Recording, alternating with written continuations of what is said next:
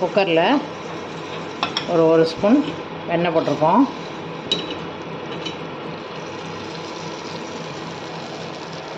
எண்ணெய் உருகட்டும்.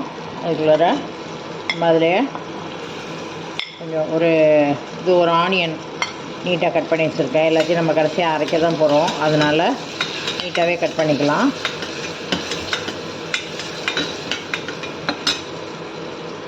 அதுக்கப்புறம் ஒரு 5 பல் பூண்டு நான் போடுறேன். இது பெருசாக இருக்கிறதுனால நான் 5 பல் போடுறேன். உங்களுக்கு இன்னும் கொஞ்சம் சின்னதாக இருந்ததுன்னா ஒரு 2-3 சேர்த்துக்கோங்க. இதில் உருளைக்கிழங்கு, இது சூப்பை திக்காக்கிறதுக்காக நம்ம போடுறோம். இது ஆப்ஷனல் தான், நம்ம வேறு எதையும் போட்டு இது பண்ண வேண்டாம். அதனால் இதுதான். நீங்கள் உங்களுக்கு உருளைக்கிழங்கு வேண்டான்னா உருளைக்கிழங்கு இல்லாமல் கார்ன்ஃப்ளவர் போட்டுக்கோங்க. கடைசியாக திக்காக்கிறதுக்கு தான் நம்ம உருளைக்கிழங்கு போடுறோம், வேறு எதுவும் போட வேணாங்கிறதுக்காக. இதை கொஞ்சம் நேரம் வதக்கிக்கலாம். இப்போ இதில் நம்ம ப்ரக்கோலியை நல்லவுக்கு எடுத்துகிட்டு வாஷ் பண்ணிட்டு எடுத்து வச்சுருக்கிறேன். இதையும் நம்ம இதில் போட்டுடலாம். போட்டு சும்மா ஒரு பெரட்டல் லைட்டாக வதக்கிக்கலாம்.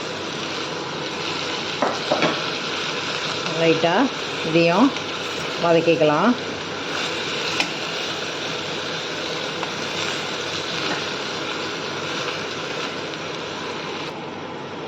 இப்போ நம்ம கொஞ்சோண்டு பெப்பர் பவுடர் போட்டுக்கலாம். இந்த சூப்புக்கு தேவையான அளவுக்கு உப்பு போட்டுப்போம்.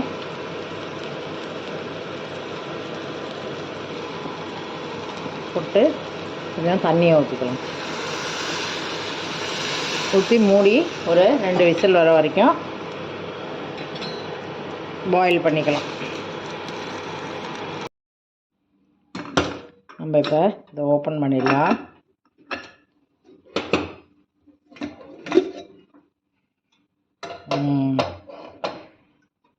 நல்லா வெந்திருக்கு.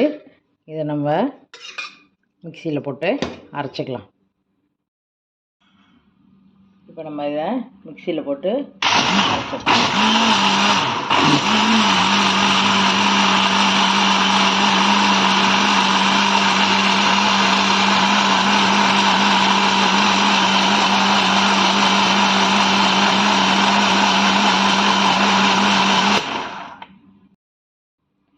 நம்ம இப்போ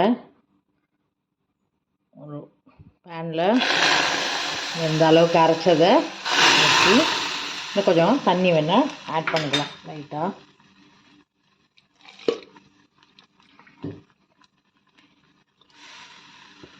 கொஞ்சம் நேரம் கொதிக்க விடலாம்.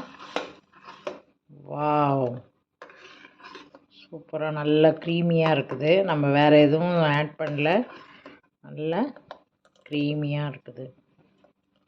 இந்த அப்படியே சால்ட்டெல்லாம் சரியாக இருக்கான்னு செக் பண்ணிவிட்டு சர்வ் பண்ண வேண்டியது.